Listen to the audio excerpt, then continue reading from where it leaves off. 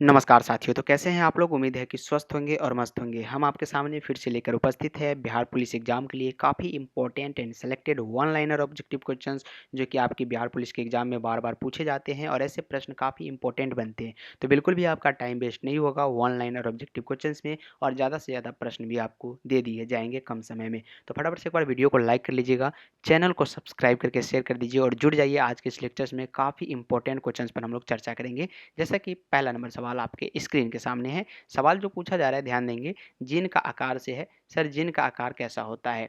अगर जिन के आकार के बारे में बात करें तो ये सर्पिलाकार होता है। सर्पिलाकार कहने का मतलब है साँप जिस आकार का चलता है उसी प्रकार से ये हो गया इसका क्या सर्पिलाकार। तो जिन याद रखिएगा हमेशा क्या होता है सर्पिलाकार होता है। याद करते चलिए पहला क्वेश्चन है और उम्मीद है कि ये क्वेश्चन आपको याद हो गया होगा। जिन का आकार कैसा होता है? सर्पिलाकार होता है। अब दूसरा नंबर सवाल पर फोकस करते हैं। जल में सबसे कम घुलनशील गैस का नाम बताना है। जल में सबसे कम घुलनशील क्या होगा? N2 होगा, याद रखिएगा। और सबसे ज़्यादा अगर पूछेगा तो ऑक्सीजन होगा, याद रखिएगा। सबसे ज़्यादा कौन? ऑक्सीजन। सबसे कम कौन? N2 हो, याद रखिएगा। ये इंपॉर्टेंट दोनों क्वेश्चंस आपके लिए। तीसरा नंबर सवाल क्या है सर? 3 नंबर क्वेश्चंस आपसे पूछा जा रहा है कि अमोनियम क्लोराइड के जलीय विलयन की प्रकृति होगी। अमोनियम क्लोराइड के जलीय विलयन की प्रकृति आपसे पूछा गया है। तो वाटर के विलयन की प्रकृति पूछा गया है तो याद रखिएगा अम्लीय होगी। क्या होगी? एसिडिक होगी, याद रखिएगा। ये भी सवाल इंपॉर्टेंट है आपके लिए। 4 नंबर सवाल है कि सर तापमान और दाब के समान स्थिति के अंतर्गत सभी गैसों के समान आयतन में अणुओं की समान संख्या रहती है। यह नियम क्या कहलाता है? तो ये एवोगाद्रो नियम कहलाता है, याद रखिएगा। इस नियम को हम लोग कहते हैं एवोगाद्रो नियम, याद रखिएगा। ऑप्शंस नंबर आपके यहाँ पे नहीं है लेकिन यहाँ पे डायरेक्ट आपको क्या रखना है? आंसर याद रखना है। अगला क्वेश्चन क्या है कि एथिल अल्कोहल का समावयवी है। एथिल अल्कोहल का आपसे समावयवी पूछा गया है, यानी इसी के सेम टू सेम अलग कोई। तो एथिल अल्कोहल का जो समावयवी होता है वो डाई मेथिल ईथर होता है। डाई मेथिल ईथर जो है ये क्या है? एथिल अल्कोहल का समावयवी है। ये भी इम्पोर्टेंट है और ये ऑलरेडी PYQ में आपसे पूछे जा चुके हैं, तो बिल्कुल याद रखिएगा। डॉक्टर हरगोविंद खुराना से आपसे सवाल बनता है कि डॉक्टर हरगोविंद खुराना को किसके लिए नोबेल पुरस्कार प्राप्त हुआ था? तो ये जेनेटिक कोड का लेख पढ़ने के लिए। जेनेटिक कोड के जो लेख होते हैं उसको पढ़ने के लिए डॉक्टर हरगोविंद खुराना को नोबेल पुरस्कार से सम्मानित किया गया था। अगला सवाल पर हम लोग बढ़े तो नेक्स्ट क्वेश्चन आपके स्क्रीन के सामने वन लाइनर सवाल का काफ़ी लाजवाब क्वेश्चन है और ये ऑलरेडी आपके बिहार पुलिस के एग्जाम में पूछे जा चुके हैं। जब दो पिंड आपस में टकराते हैं, ये मान लीजिए दो पिंड है और आपस में अगर आप टकराएंगे तो विज्ञान की भाषा में उसे हम लोग क्या कहते हैं? तो विज्ञान की भाषा में संघटन उसको बोला जाता है। क्या बोला जाता है? संघटन बोला जाता है, याद रखिएगा। नेक्स्ट क्वेश्चन क्या है कि सर गतिज ऊर्जा सदैव रहती है। गतिज ऊर्जा सदैव क्या होती है? तो धनात्मक होती है। गतिज ऊर्जा सदैव क्या होती है? पॉजिटिव होती है, याद रखिएगा।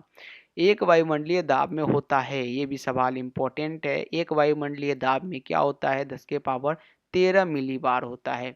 और एक बार में कितने पास्कल होते हैं? ये भी सवाल बनते हैं। 10 के पावर 5 पास्कल होते हैं।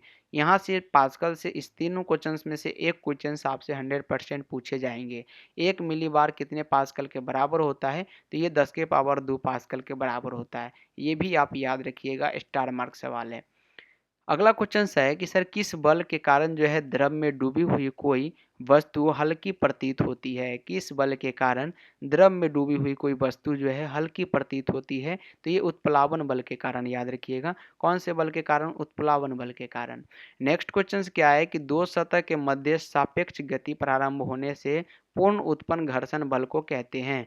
दो सतह के मध्य अगर सापेक्ष गति प्रारंभ होने से पूर्ण उत्पन्न घर्षण बल को एस्थेटिक बल कहते हैं। क्या बोलते हैं इसको? एस्थेटिक बल बोलते हैं, याद रखिएगा। ये भी लाजवाब क्वेश्चन है। नेक्स्ट क्वेश्चन क्या है कि विशिष्ट ऊष्मा का मात्रक क्या होगा? विशिष्ट ऊष्मा का जो मात्रक होता है प्यारे साथियों, कैलोरी प्रति ग्राम होता है। क्या होता है? कैलोरी प्रति ग्राम, याद रखिएगा। यदि जल पर दाब कम कर दिया जाए तो वह कितने ताप पर उबलेगा? ये भी सवाल बनता है। यदि वाटर पर दाब अगर प्रेशर को कम कर दिया जाए तो कितने ताप पर उबलने लगेगा? तो ये जो होगा 100 डिग्री सेल्सियस से कम ताप पर ही उबलने लगेगा। CGS पद्धति में गुप्त ऊष्मा का मात्रक होता है। ये भी सवाल बनते हैं कि सर CGS पद्धति में जो है गुप्त ऊष्मा की मात्रा क्या होती है? कैलोरी प्रति ग्राम होती है। क्या होती है? कैलोरी प्रति ग्राम, याद रखिएगा। एसआई और एमकेएस पद्धति में क्या सवाल बनते हैं कि सर एसआई और एमकेएस पद्धति में गुप्त ऊष्मा का मात्रक क्या है? तो गुप्त ऊष्मा का जो मात्रक है जूल प्रति किग्राम होता है, याद रखिएगा। क्या होता है? जूल प्रति किग्राम, याद रखिएगा। ये एक यहाँ पे एसआई और एमकेएस पद्धति में गुप्त ऊष्मा का मात्रक है। नेक्स्ट क्वेश्चन क्या है कि अभिसारी लेंस की फोकस दूरी होती है। अभिसारी लेंस की फोकस दूरी क्या होती है? चिन्ह में हमेशा ही धनात्मक होती है, याद रखिएगा। चिन्ह में क्या होती है? हमेशा धनात्मक। मानव शरीर का सर्वाधिक कोलेस्ट्रॉल बनने वाला स्थान यकृत है। यकृत में भारी मात्रा में कोलेस्ट्रॉल पाए जाते हैं, याद रखिएगा। ईईजी क्या है? सवाल इंग्लिश में अगर देखें लिख के तो ईईजी कुछ इस प्रकार से तकनीक जिसकी क्रिया के अभिलेख में प्रयुक्त होती है। ईईजी नहीं होगा, यहाँ पे ईसीजी होना चाहिए। क्या होना चाहिए? ईसीजी, याद रखिएगा, जो कि मस्तिष्क से संबंधित होता है। ईसीजी ये हमें लगता है कि राइट यहाँ पे होनी चाहिए। लौह अयस्क को प्रगलित करने के लिए मुख्यतः किस खनिज का प्रयोग किया जाता है? लौह अयस्क को प्रगलित करने के लिए हम लोग मैग्नीज और चूना का यूज करते हैं। मैग्नीज याद रखिएगा Mn और प्लस चूना का यूज हम लोग करते हैं। मैग्नीशियम अलग होता है, मैग्नीशियम को हम लोग Mg से कहते हैं और मैग्नीज को Mn से सूचित करते हैं।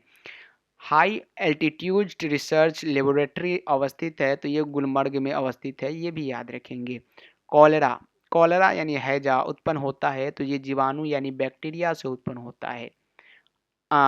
अल्फांसो क्या है? अल्फांसो आम की एक किस्म है, याद रखिएगा। अल्फांसो क्या है? आम के एक किस्म है। ये सवाल आपसे बन सकते हैं।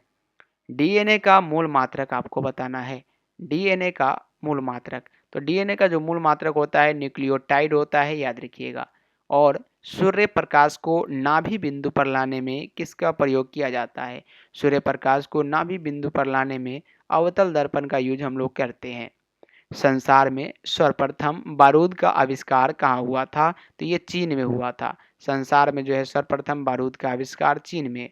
और सेलुलर ऑफ मॉलिक्यूलर जीवशास्त्र का केंद्र स्थित है, ये हैदराबाद में स्थित है, याद रखिएगा। कहाँ पे स्थित है? हैदराबाद में। राष्ट्रीय आहार संस्थान कहाँ स्थित है? ये भी सवाल बनते हैं कि सर राष्ट्रीय आहार संस्थान कहाँ स्थित है? ये भी हैदराबाद में स्थित है, याद रखिएगा। भौतिक विज्ञान में पहला नोबेल पुरस्कार जीतने वाले व्यक्ति थे, तो फिजिक्स के क्षेत्र में पहला नोबेल पुरस्कार जीतने वाले विलियम रेंटजन थे, याद रखिएगा। ये भी सवाल आपसे बनते हैं। सूर्य की किरणों की तीव्रता मापने वाले उपकरण को हम लोग एक्टियोमीटर बोलते हैं। एक्टियोमीटर किसको बोलते हैं? याद रखिएगा, सूर्य की तीव्रता को मापने वाले को।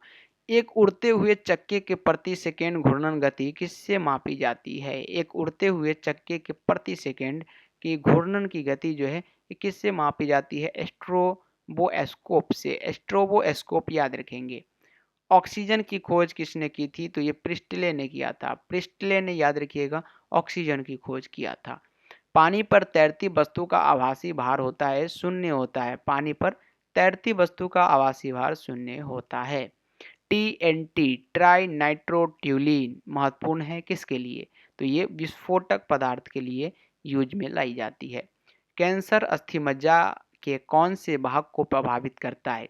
ये सवाल लाजवाब है और कई बार आपसे जनरल कंपटीशन के एग्जाम में पूछे गए सवाल है कि सर कैंसर अस्थिमज्जा के कौन से भाग को प्रभावित करता है? तो ये जो है ज़्यादातर ल्यूकेमिया, याद रखिएगा।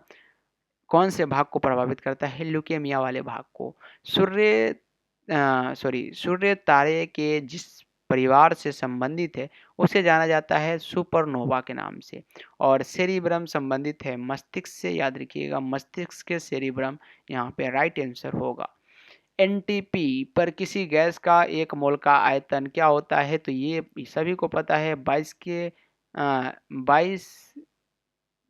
पावर -4 लीटर होता है, याद रखिएगा। और दालचीनी पेड़ के किस भाग से एकत्र की जाती है? तो ये छाल से दालचीनी निकाली जाती है। सरसों का वानस्पतिक नाम क्या है? ब्रेसिका नाइग्रा है। नेक्स्ट क्वेश्चन क्या है कि सर बालू में उगने वाला पौधा क्या कहलाता है? सोमोफाइट्स कहलाते हैं, सेमोफाइट्स। और जंतुओं में शरीर के बाहर जो उत्तक पाया जाता है उसे हम लोग एपिथेलियम कहते हैं। पेनिसिलिन का औपचारिक परीक्षण सबसे पहले कब हुआ? 1941 में। वर्गीकरण का आधारीय इकाई क्या है? तो सबसे पहला जाति है। और जल के अणुओं के लिए कोशिका भित्तियों का आकर्षण बल क्या है? तो अधिशोषण कहलाता है। लास्ट क्वेश्चंस रहेगा। क्वेश्चंस तो बहुत सारे इस पीडीएफ में है, लेकिन आप बोरिंग फील करेंगे, इसलिए हम यहीं तक रखेंगे। चाय का रासायनिक नाम कैल्शियम कार्बोनेट है। तो इतना पहले आप याद कर लीजिएगा, जितने भी प्रश्न हमने साइंस से बताए हैं, जो कि बिहार पुलिस एग्जाम के लिए काफ़ी ज़्यादा इंपॉर्टेंट है। उम्मीद है कि आज का लेक्चर्स आपको पसंद आया है। अगर आया तो कमेंट बॉक्स में बताएंगे, तभी नेक्स्ट लेक्चर्स आपके लिए हम लाएंगे। तो फटाफट से आप लोग कमेंट करेंगे और ज़्यादा से ज़्यादा शेयर कर दीजिएगा आप लोग। मिलते हैं फिर से अगले लेक्चर्स में।